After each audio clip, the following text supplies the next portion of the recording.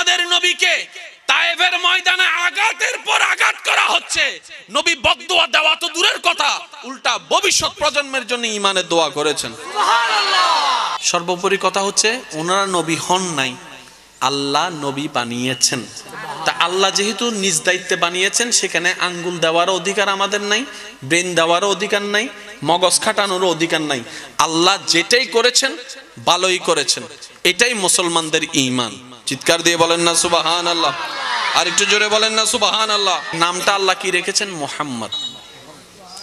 এই মুহাম্মদ নামটা লিখতে 4টি হরফ, মিম হা মিম দাল। নবীজির নাম আরেকটা আছে আহমদ, এটা লিখতেও 4 হরফ, আলিফ হা মিম দাল।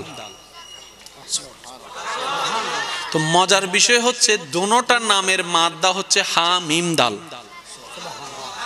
আর একটু জোরে বলতে হবে, দোনোটা নামের মাদ্দা হচ্ছে কি? হা মিম দাল। হামদ, প্রশংসা। এবার সবচেয়ে চমৎকার বিষয়টা শুনেন, নবীর বদনামকারী আছে না নাই? কিছু কিছু আছে না, নবীর আমলও ছিল না।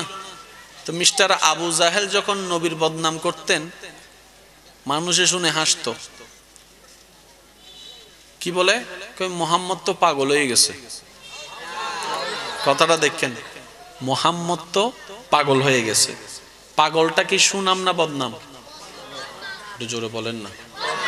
পাগল হয়ে গেছে শব্দটা কি সুনাম না বদনাম? আর মোহাম্মদ শব্দটা সুনাম। একজনে বলে যে তুই বদনাম করে সুনাম গয়ে গয়ে, সুবহানাল্লাহ বলবেন না? পাগলটা তো বদনাম, এইদিকে বলতেছস বদনাম, পাগল হয়ে গেছে এটা বদনাম, আবার এদিকে বলতেছস মোহাম্মদ, ওনার মতো প্রশংসা আর নাই কারো।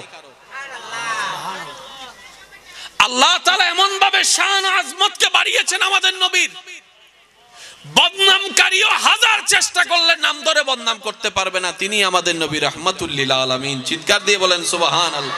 মেরাজ নবীর মুজিজা, আল্লাহর দান।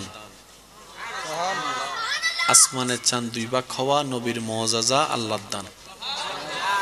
আল্লাহ তাআলা আমাদের নবীকে যা কিছু দান করেছেন সবকিছু ইউনিক। শব্দটা একটু বোঝার চেষ্টা করুন, সবকিছু ইউনিক। অন্য নবীদেরকে আল্লাহ যা দান করেছেন একই জিনিস আল্লাহ আমাদের নবীকেও দান করেছেন, কিন্তু আমাদের নবীকে আল্লাহ যা দান করেছেন সেটা অন্য কোনো নবীকে দান করেন নাই। আর একটু জোরে বলেন না সুবহানাল্লাহ। ইউসুফ নবীর নামটা আসলেই আমাদের মাথায় চলে আসে উনি কি ছিলেন? একটু বলেন না ভাইয়া, ওনার কি আর কোনো কোয়ালিটি ছিল না? হাজার হাজার কোয়ালিটি ছিল, কিন্তু ফুটে উঠেই ওনার ব্যাপারে সৌন্দর্যের বিষয়। একটু জোরে বলা লাগবে।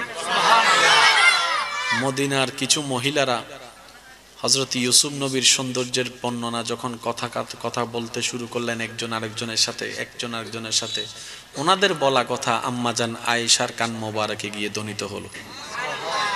তো মদিনার মহিলারা কথা বলছেন, ইউসুফ নবী নাকি এত সুন্দর ছিলেন, ওই মিশরের মহিলারা আপেল কিংবা লেবু কাটতে গিয়ে বেখবর হয়ে হাত কেটে ফেলছে, হাত কেটে গেছে, রক্ত পড়তেছে, খবরও হয় নাই।